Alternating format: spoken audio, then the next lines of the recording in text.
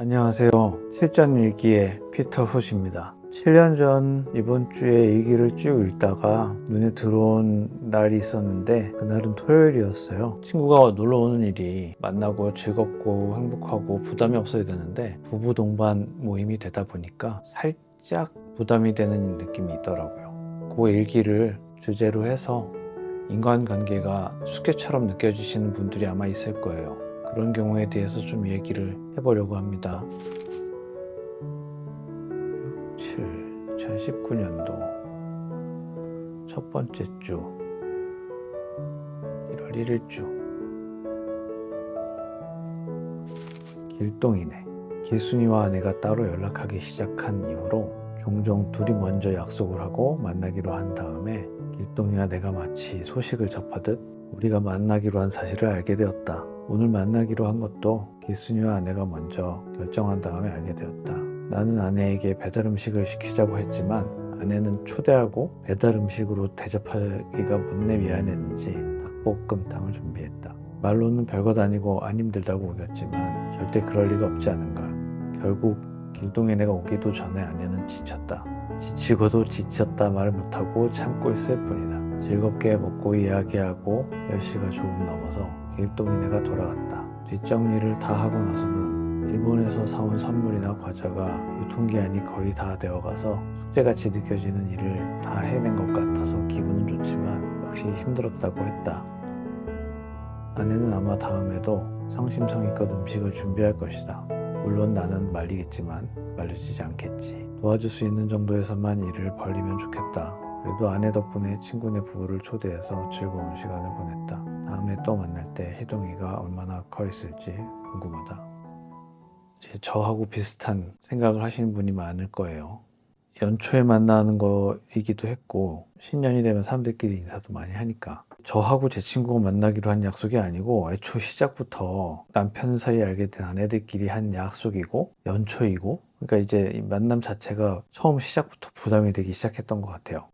그래서 이렇게 만나기로 결정을 했을 때는 아마 깊이 생각을 안 하고 연초에 휴일도 많고 기쁜 마음에 얘기를 했겠죠. 이게 1월 5일이니까 완전 극연초입니다.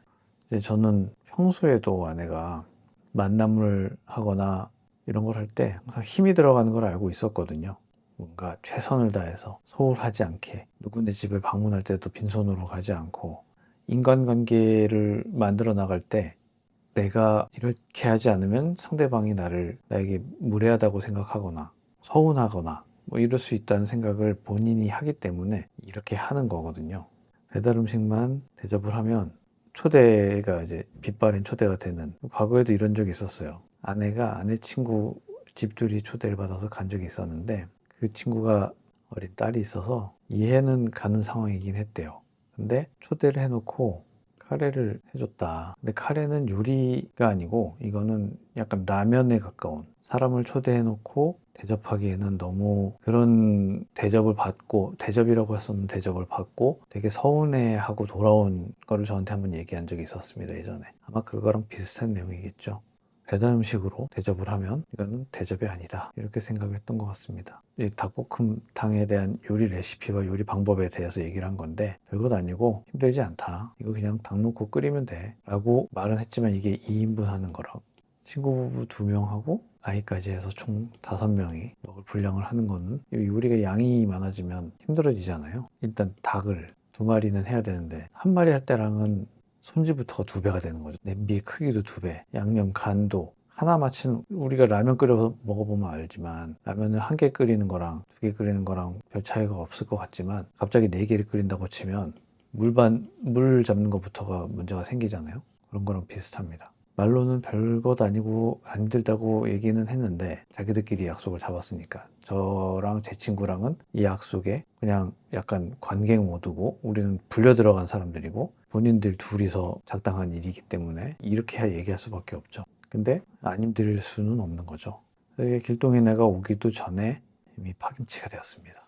닭볶음탕을 다 만들고 집 청소하고 지쳤죠. 말도 못하고 참고 있고 웃으면서 있는 거죠. 이렇게 길동이네가 재미있게 놀고서 이제 돌아간 다음에 뒷정리하고 이날 오라고 했던 이유 중에 하나도 연초 연말 때 저희가 일본에 갔다 오면서 이 친구도 주려고 선물을 샀는데 초콜릿, 그다음에 과자, 유통기한이 있는 걸 산 바람에 기한이 지나기 전에 얼른 불러서 아니면 우리가 가던가, 근데 가는 건 또 불러줘야 갈 수 있으니까 이걸 줘야 되는데 시간이 지나니까 이제 불러서 이거를 해결하기 위해서 불렀던 것 같습니다. 이게 무슨 일을 할 때 너무 힘을 줘가지고 최선을 다하려고 하면 이렇게 일이 되는 것 같습니다. 극단으로 치닫다 보면 이렇게 될 바에는 안 하는 단계가 되는 겁니다.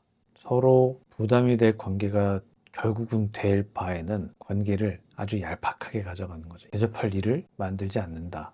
결국은 이거의 문제입니다. 성심성의껏 하던 사람들은 다음에도 똑같이 성심성의껏 음식을 준비하고 이게 반복되면 방금 얘기한 것처럼 과도한 책임감 때문에 이렇게 해야 될 일을 아예 만들지 않게 되는 거죠. 옆에서 말리지만 이번에도 그랬듯이 그냥 편하게 배달 음식 하자 해도 안 되는 거죠, 이게. 그럼 이제 옆에 있는 사람이 내가 도울 수 있는 정도에서만 일을 벌렸으면 참 좋을 텐데 쉽지 않죠, 이거는. 본인의 성격이 그래서. 무관심으로 사람을 아예 관심을 끊고 얄팍한 관계만 가져가지 않기 위해서도 그냥 편안하게 배달 음식만 시켜도 괜찮은 관계가 있다라는 거를 한 번씩 두 번씩 경험하면서 익숙해졌으면 좋겠다는 생각이 들었습니다.